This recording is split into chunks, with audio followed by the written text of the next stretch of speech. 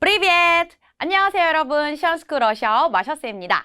자, 오늘부터 우리 작문 공부 시작하자. 오늘은 준비 강의입니다. 시작해 볼게요. 자, 준비 강의에서 두 가지를 크게 다룰 건데요. 어순 이야기를 좀 해볼 거고요. 두 번째로는 여러분들이 어려움을 느끼시는 것들 제가 쭉 정리해 봤거든요. 특히 주의하셔야 될 게 뭐가 있는지 말씀드릴게요.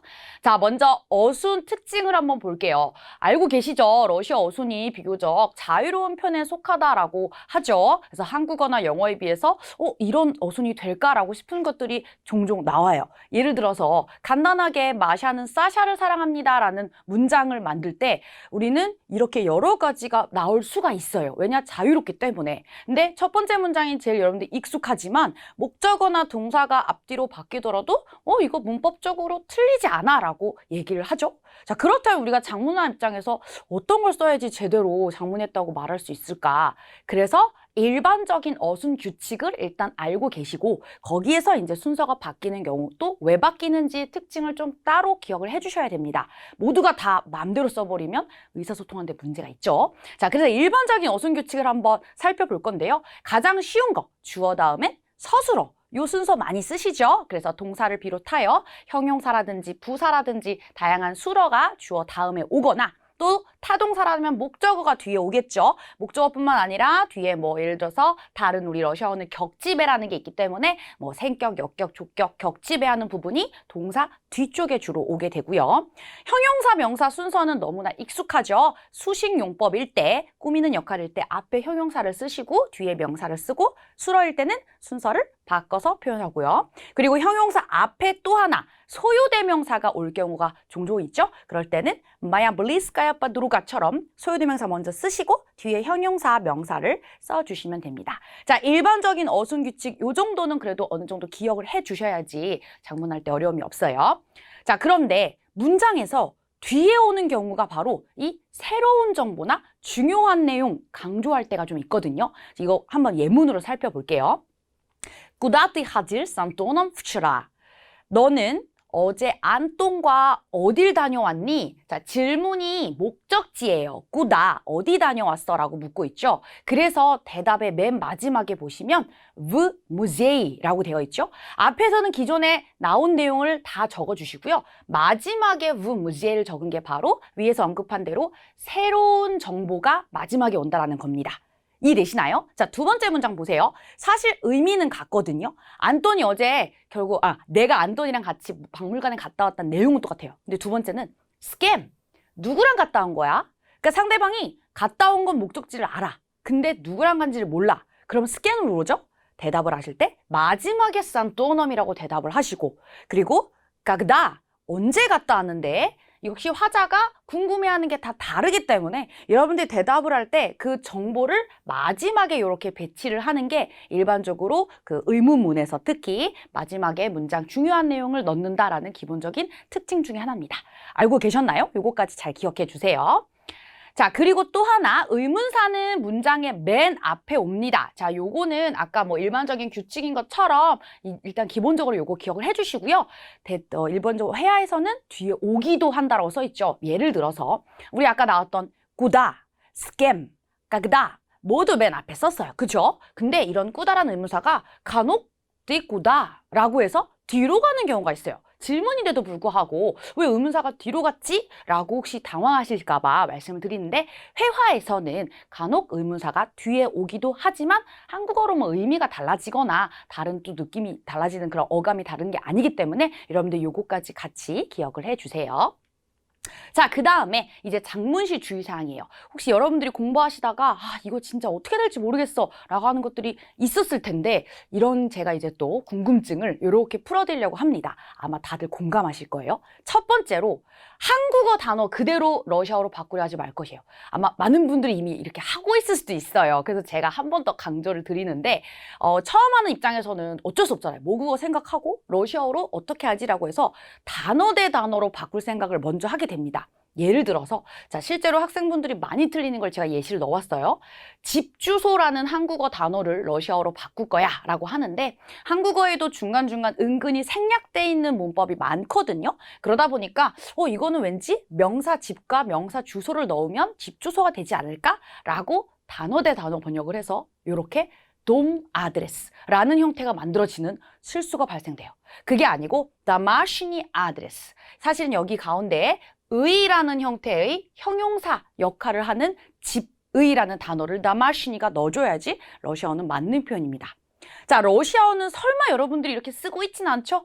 혹시나 하는 마음에 넣어봤어요. 이렇게 한국어로는 단어가 하나지만 우리 러시아어로는 두 개로 구분이 되어 있죠. 그래서 루스키 이직. 마찬가지로 형용사 명사입니다. 러시아 앞에다가 라시아를 써주시면 아예 표현도 잘못됐고 의미 전달이 안 되겠죠. 루스키 이직 외워주시고요. 자, 세 번째 문장인데요. 정말 많은 분들이 틀리는 문장이에요. 여러분들은 어떠실까 한번 생각해 보세요. 한국 여름은 매우 더워요. 우리가 날씨를 표현하는 문장이 꽤 자주 등장하게 되는데요.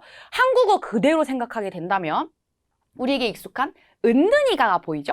그러면 이제 여름 하면 주어가 될 거야 라고 생각을 하고요. 덥다, жарко.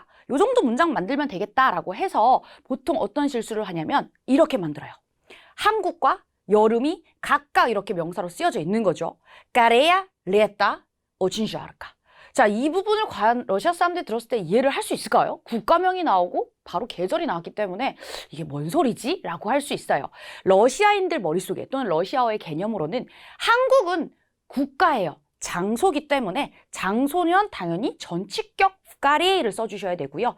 레따도 마찬가지예요. 이건 계절이란 단어를 구분할 때 쓰는 거지 실제로는 시간부사라고 하죠. 레땀을 써줘야지 정확하게 그 계절을 나타내는 표현이라고 이해할 수 있습니다. 그래서 вкаре летом очень жарко. 이렇게 표현해야지 완벽하게 한국어 문장이 전달이 된 겁니다. 단어 대 단어 바꾸기 절대 하시면 안 돼요. 자, 그리고 두 번째로는 소유대명사와 인칭대명사의 생격을 헷갈려 하지 말아야 된다라는 겁니다. 특히 1, 2인칭이 가장 많이 틀리는 부분인데요. 아마 여러분들이 처음에 러시아어를 공부하실 때 소유대명사를 이제 접하시게 될 거예요. 그래서 나의는 뭐 나의 모이 마야 마요 또 모이 드바야 드바요 이렇게 막 바꾸죠. 그리고 또 그거 좀 배우고 난 다음에는 인칭대명사에 생격해서 오미냐, 오바스, 오티비아 이런 걸 배우고 그래서 한국어로 사실 이 생격이라는 말이랑 또 소유격이라는 말이 또 같이 보일 거라서 앞에 배웠던 소유대명사랑 같은 거 아닌가? 어떤 구분을 해야 되지? 라는 의문을 많이 가지셨을 거예요. 자, 예를 들어 볼게요. 너의 책 볼까요? 너 책이라고도 우리나라 말은 쓰죠? 앞에 의를 생략하는 경우도 많고 나도 마찬가지잖아요. 나의 책이라고도 하지만 내 책이라고도 하죠. 자, 이렇게 의가 있든 없든 의미 자체가 소유를 뜻하는 단어이기 때문에 우리 이거 떠올려줘야 돼요. 그래서 모이 마야 마요 또는 드보이드바 드보요 중에 성에 맞춰서 써주셔야 되는데 여기서 이제 혼동이 되는 거죠. 그래서 우리 기존에 배웠었던 인칭대명사 우미냐, 우띠비아 이런 거 아니야? 라고 해서 띠비아를 써주시는 분들 생각보다 굉장히 많아요.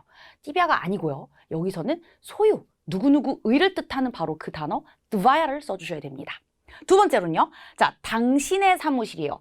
의가 있잖아요. 소유를 나타내는 의미면 소유 대명사 머릿속에 떠올려 주셔야 됩니다. 자, 오피스 남성명사죠. 그래서 앞에 남성형으로 소유 대명사 쓰셔야 되는데 여기다가도 역시 와스라는 이런 오류가 발생이 될 수 있어요. 그래서 이게 아니고 소유 대명사인 와시 남성형을 써야 된다라는 거, 이 두 가지 개념 헷갈리지 마세요. 자, 또 다른 주의사항입니다. 러시아어 복수형 쓰임에 익숙해질 걸. 전 이거를 온라인, 오프라인 모든 강의에서 항상 거의 매강이 이야기하는 것 같은데요. 정말 많이들 틀리고 어려워하는 것 같아요. 이것도 역시 한국어에는 조금 안 쓰는 문법이라고 해야 될까요? 한국어는 복수형을 잘 쓰지 않기 때문에 그대로 러시아로 가기가 쉽지가 않아요. 예를 들어 볼게요. 자, 버스 시간표라고 적혀 있죠. 우리 한국어에 보면 복수가 있나요? 버스 시간표? 복수 줄이면 들이나 이렇게 들어가야 되는데 여러분들 머릿속에 이 시간표라는 버스 시간표 개념이 어떻게 잡혀 있죠? 시간표는 시간표인데 버스가 몇 시에 오고 언제 막차고 이런 것들이 나오는 게 버스 시간표죠. 근데 일반적으로는 하나의 버스 시간표를 이야기하는 경우가 거의 없겠죠? 있을 수는 있겠으나 그러면 머릿속에 버스 들 시간표겠구나 라고 생각을 해주셔야 돼요. 한국어에 없어도 개념은 버스 들이겠구나. 그래서 여기는 복수를 쓰겠구나라고 머릿속에 기억을 해주셔야지 바로 오른쪽 표현처럼 뒤에 있는 버스 단어가 복수 형태의 생격 변화가 나옵니다. 위에는 расписание автобуса 해서 автобус가 생격형의 단수가 나와 있죠. 이거는 정말 버스 하나, 어떤 몇 번 버스의 시간표라고 할 땐 쓰겠지만 일반적인 건 아니죠. 여러 버스를 시간표를 다 쓰기 때문에 автобусов 복수생격으로 써주셔야지 정확한 이 표현이 들어갑니다. 두 번째 문장. 나는 책 읽는 걸 좋아해요. 자, 우리 좋아하다 동사 장문할 때 제일 많이 쓰는 동사기도 하죠. 이하류블류 이렇게 많이 쓰시는데 물론 뒤에 이제 목적어를 쓰기도 하지만 동사를 쓸 때 생각해 볼게요. 책 읽는 것. 여기서 한국어에 복수형이 있나요? 자, 러시아어에는 복수형이 있는데 한국어에는 없다. 바로 요거죠. 책들입니다. 여러분들이 무슨 뭐뭐 읽는 거 좋아해요. 또 뭐 듣는 거 좋아해요 할 때 한 개만 듣는 걸 이야기하는 게 아니잖아요. 그죠? 나는 책 읽는 게 좋아 할 때는 이 책, 저 책, 다양한 장르, 다양한 작가의 뭐 글들을 문학 작품을 읽는 걸 좋다 하듯이 여러 개의 책을 읽는다는 개념을 넣어야 돼요. 러시아어에는 한국어에 없지만. 그래서 Я люблю читать книги. 복수형을 써야지 맞는 문장. 러시아 사람들이 들었을 때 그니구 책 하나? 한 권? 말이 안 되잖아. 너 읽는 거 좋아한다면서 앞에 내용이랑 안 맞다고 생각을 해요. 그래서 한국어에는 없는 복수형을 여러분들이 좀 찾는 연습을 하는 것도 또 하나의 훈련이 될 것 같아요. 러시아 복수형 자주 씁니다. 익숙하게 우리가 연습을 해둘게요. 자, 그리고 이번에는요. 문법의 강조인데 주어, 동사, 수일치, 유격 변화, 그리고 이런 여러 가지 문법 등을 신중하고 아주 꼼꼼하게 해야 된다는 거. 여러분들 아마 장문은 이미 하려고 왔으면 뭐 격변화라든지 아니면 동사라든지 어느 정도 배우고 왔잖아요. 이거를 모르고 장문을 할 수는 없죠, 러시아어는. 그래서 문법을 계속 머릿속에 생각하시면서 장문하는 거에 좀 초점을 맞추셔야 됩니다. 단순히 단어 대 단어는 당연히 아니겠지만 생각보다 고민하고 또 따질 게 되게 많아요. 그래서 놓치는 분들이 많으신 것 같은데요. 예를 들어서 가장 많이 쓰는 문장 또 마음에 들다가 있죠. 우리 앞에 했던 그 류블류 같은 좋아하다 사랑하다도 많이 쓰지만 마음에 든다라는 표현으로 장문을 하실 때 보통 한국 학생들이 제일 많이 떠올리는 게 그래 이거 되게 복잡하고 좀 까다로운 동사야 해서 마음에 드는 주체와 대상의 격을 잘 구분해야 돼 라고 그거에 문제에 초점을 맞춰 있어요. 그러면 일반적으로 이무 그가 마음에 들지만 난 역격인 거 알아. 이무. 그리고 뒤에 에티 아추키. 이 안경. 대상을 주격으로 썼어. 이게 너무 이제 중요해. 그죠? 그래서 이거에 이제 초점을 맞추느라고 어떤 실수가 발생되죠? 가운데 동사가 주어와 일치가 안 돼 있어요. 왜냐? 그가 마음에 든다잖아요. 우리 한국어에. 그래서 동사를 3인칭 단수로 써버리는 거예요. 그게 아니죠. 문법적으로 봤을 때는 에티아치기가 주어 역할, 주격이기 때문에 이 단어에 맞춰서 바로 복수형인 야치아가 와야지 정확한 문장이 되는 거죠. 그래서 어려운 단어가 나오면 더더욱 우리가 좀 긴장하고 좀 신경을 많이 쓰셔서 틀리지 않게 조심해야 됩니다. 두 번째는요. 지금 나는 상점에 가고 있다. 아마 장문하시면서 또 동작동사, 이동동사 쓰임이 참 어렵다고 느끼실 건데요. 그중에 한국어를 보고 러시아어로 옮길 때 분명히 배우셨어요. 여러분들이 모르는 게 아니에요. 전 알고 있어요. 배웠는데 내가 장문하는 과정에서 이루어지는 실수다라고 아마 생각을 하실 거예요. 왜냐? 가다 동사 있지, 하지지, 예하지, 예스지 얼마나 열심히 공부했어요. 그 다음에 뒤에 바로 꾸다를 쓴다라고 열심히 배우시고 문제도 많이 푸셨죠. 근데 이제 이 문장을 만들기 바빠요. 러시아 거로. Сейчас я иду. 지금 나 가요. 어디로? В магазине. 한국어 그대로 가게 돼 있는 거죠. 전치격으로. 근데 이거는 뭐 장문뿐만 아니라 일반적으로 문법 문제 푸실 때라든지 말하기 때도 너무 많이들 틀리는 부분이라서 항상 제가 강조를 많이 하는 부분이죠. 그래서 중요하게 생각해야 되는 거 바로 이동동사, 동작동사 뒤에는 반드시 대격을 쓴다 해서 v magazine 이렇게 표현을 해주셔야 됩니다. 여러분들 다 공감하고 계시죠? 많이들 틀리니까 조심해 주세요. 자, 그리고 각 언어 고유의 특수성을 고려할 것이라고 써 있죠. 자, 러시아뿐만 아닙니다. 모든 외국어를 하시면서 이건 많은 선생님들이 이제 강조를 하고 있다는 걸 아실 텐데요. 한국어와 다른 언어이기 때문에 이 언어에서 쓰는 표현 또는 이 언어에서 쓰는 어떤 관용구나 속담 등 이런 것들은 이제 문법적으로도 우리가 설명이 안 되는 거랑 그리고 한국어는 이런데 러시아어는 왜 이래? 이런 말 자체가 사실 잘못된 표현이에요. 그죠? 그 고유의 특수성 우리 고려해야 되는 부분이 가끔 나옵니다. 예를 들어서 한국어로 익숙한 시어미 코앞이야라는 문장을 봤어요. 단어 표현을 봤죠. 자, 이걸 나름대로 난 이제 러시아어로 표현해봐야지. 내가 시험이 바로 앞에 있어라는 걸 하고 싶어서 코앞이다를 러시아어로 바꿀 거야. 그럼 하나하나 단어를 찾겠죠? 시험, examen, 코노스. 앞은 전치사 써야 될 것 같은데 하면서 여러분들이 알고 있는 게 보통 비레트 이런 전치사를 쓰시게 되겠죠. 자, 그렇게 단어 대 단어 하면 러시아어가 아니에요. 자, 실제로 러시아어에도 똑같이 이런 의미를 전달하는 표현이 examen 나나수라는 표현이 있습니다. 물론 여기서는 앞이라는 의미는 아니겠지만 이렇게 정해져 있는 표현인 거예요. 그래서 앞으로 이제 한국어로 이제 시험이 다가왔어. 코앞이 할 때는 나나수다라고 외우고 써주셔야 된다는 거. 특수성을 고려해 주세요. 자, 강연하다. 이거는 뭐 정말 하나의 예이긴 한데요. 한국어로 그대로 강연하다를 옮기려면 어떻게 하지 고민을 하다가 어쩔 수 없죠. 우리가 알고 있는 단어를 총동원할 수밖에. 강연, 하다. 이렇게 나누게 돼 있어요. 그죠? 자, 그렇게 표현하시면 안 되고 러시아어로는 강연을 한다라는 표현을 바로 읽다라는 동사를 사용하게 됩니다. 앞에서 이제 강연자가 뭔가 이야기를 하면서 읽다라는 동사를 쓰는구나 라는 거 이렇게 머릿속에 기억을 해주셔야지 오류가 발생되지 않겠죠? 취따츠 렉치유 이렇게 뒤에 강연을 목적으로 써야지만 이 의미 전달되고요.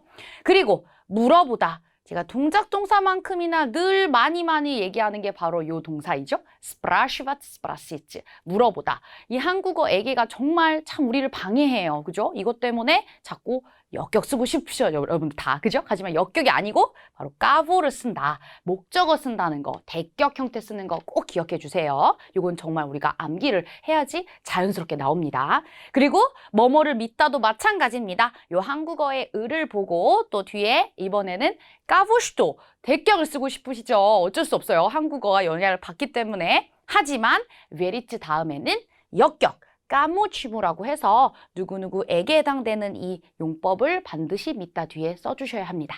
이것도 역시 암기를 통해서 작문을 할 때 실수가 발생되지 않도록 연습이 좀 필요한 표현입니다. 자, 이렇게 해서 오늘 준비 강의는 여기까지인데요. 어떠세요? 여러분들이 실제로 좀 이제까지 궁금하고 또 내가 많이 틀렸었던 거 많이 나왔나요? 네, 제가 오늘 말씀드렸던 작문시 주의할 상황 그리고 어순 특징 이 두 가지는 반드시 알고 우리 본 강의를 들어가야지 좀 힘들지 않을 것 같아요. 자, 어쨌든 오늘 내용 복습해 주시고요. 저는 본 강의 1강에서 뵙도록 하겠습니다. 수고하셨습니다. 빠까!